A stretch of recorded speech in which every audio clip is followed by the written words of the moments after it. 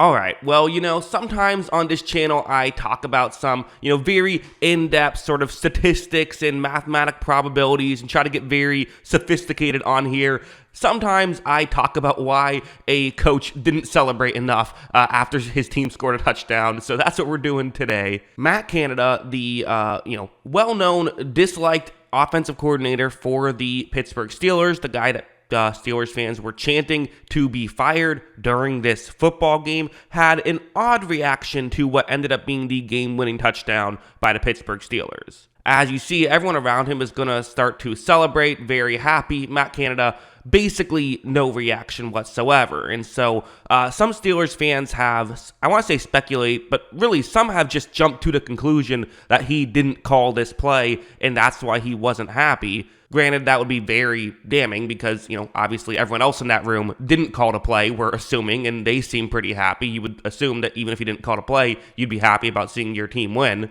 And to be honest, while, again, I can't rule it out as a possibility, it seems pretty unlikely. First, let's talk about the play itself. So this is the play concept. It's actually a pretty simple idea where it's a cover zero. George Pickens is one-on-one on the outside. They're throwing it up to George Pickens, which, given how this drive is going, makes 100% sense. Pickett's going to take the snap, he looks up in that direction, fires in that direction, and Pickens is able to make the grab. I've paused it right here. This is simple. This is what you're supposed to do. It's almost like wondering who got the, who made the play call on a 4th down and 1 for the Eagles when they ran the tush push, right? It's kind of like, no, this is just what you do in this situation. It's not like it's I can't imagine there was some strong disagreement. Again, unless, as some Steelers fans speculated, maybe he got play calling taken away from him in the fourth quarter when the play calling did look noticeably better, but that's just total speculation.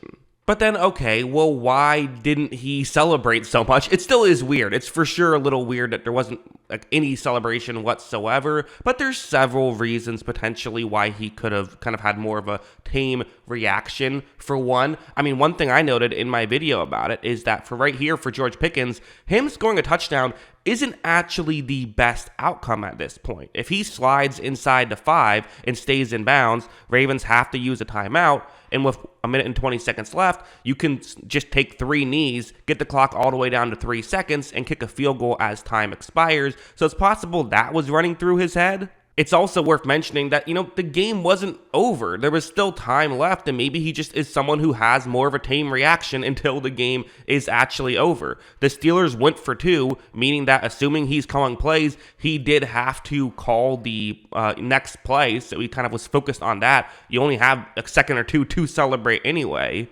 I'm just speaking from my personal experience. I remember when I was at the game, I'm a Tampa Bay fan. I was at the game where the Buccaneers and Rams had that, the Buccaneers came back from down 27-3, but then lost it at the end. I remember when the Buccaneers came back and tied it, while everyone around me was going crazy, I kind of had, I was still celebrating, but I had more of a tame reaction because I was just focused on, well, there's still time left. Something could go horribly wrong. This play came to mind of, in Super Bowl 50, you see Eli Manning, the Manning family celebrating, getting very happy as it looks like the Broncos are about to win. Eli looks like he lost a bet or something, but, as it was told, Peyton Manning told a story later on an interview, and he just said, no, Eli was still kind of just analyzing the game. There's still 3 minutes left. It was basically over, but he was still just analyzing the game, not celebrating just yet. Some people just have different reactions. I get it. A lot of people don't like Matt Canada. There's plenty of reasons to not love Matt Canada. I'm not saying you have to like Matt Canada.